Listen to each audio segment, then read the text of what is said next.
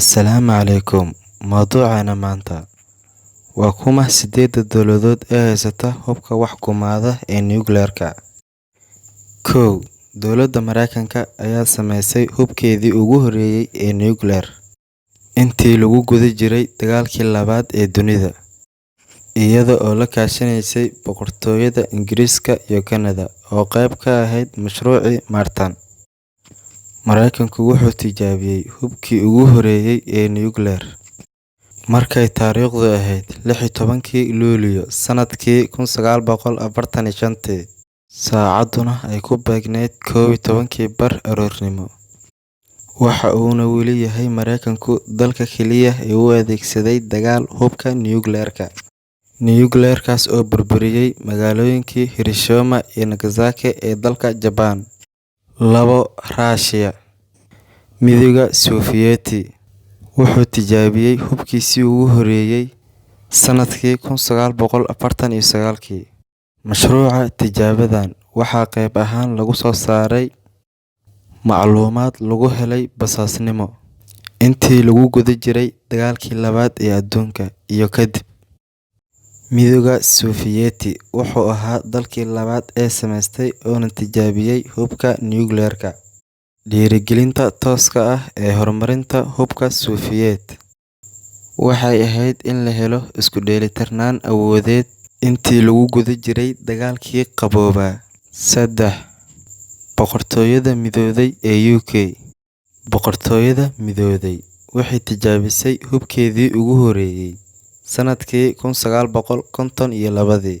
Boqortooyada Midowday ee UK waxay bixisay dhiirigelino iyo baaritaanno bilow ah oo ku saabsan aragtida hore ee bambaanada atomka, oo ay caawinayeen dhakhaatiir ka socda Austrian, Jarmalka iyo Polish oo ka howlgala jaamacadaha Ingiriiska. 4. Faransiiska. Faransiiska ayaa tijaabiyey hubkiisii ugu horreeyay ee nuclear sanadkii 1960, oo inta badan ku saleysnaa daraasadeeda nuclear-ka.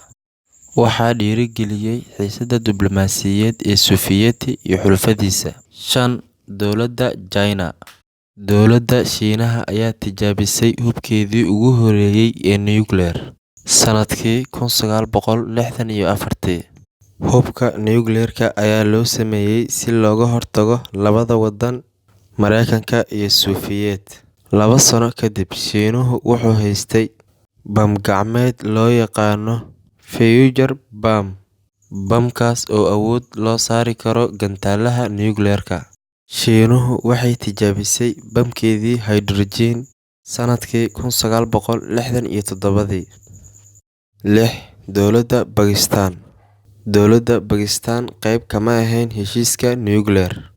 Dowladda Bakistaan ayaa si qarsoodi ah u horumarisay hubkeeda nuclear-ka muddo 10 sano ah, laga bilaabo 1970-meeyadii. Dowladda Bakistaan ayaa gashay markii ugu horreysay quwadda nuclear-ka.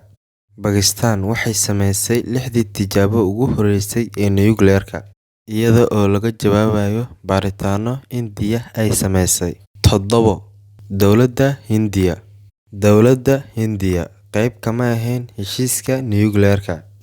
Hindiya waxay tijaabisay wax ay ugu yeedho qarax nabdoon sanadkii 1974, oo loogu magac daray Boodhka dhoolla-caddaynta.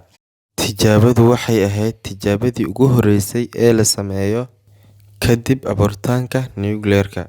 Saraakiisha Indiya ayaa diiday NPT sanadkii 1960-meeyadii sababo la xiriira in ay abuurtay duni ka kooban nuclear, iyaga oo ku dooday in aan loo baahnayn in la xakameeyo dhaqdhaqaaqa nabadeed oo ay ku jirto waxyaabaha qarxa ee nuclear-ka nabdoon.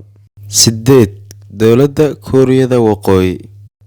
Dowladda Kuuriyada Waqooyi waxay qayb ka ahayd heshiiska nuclear-ka, laakiin waxay ku dhawaaqday ka bixitaanka Janaayo 10-keedii 2003, kadib markii Mareykanku uu ku eedeeyay in ay haysato barnaamijka kobcinta uranium-ka, isla markaana ay ka jartay Kaalmadii tamarta iyada oo la raacay qaab dhismeedkii 1994 bishii Febraayo 2005, Kuuriyada Waqooyi waxa ay soo sheegtay tijaabinta nuclear-ka ee guuleystay 9 Oktoobar 2006.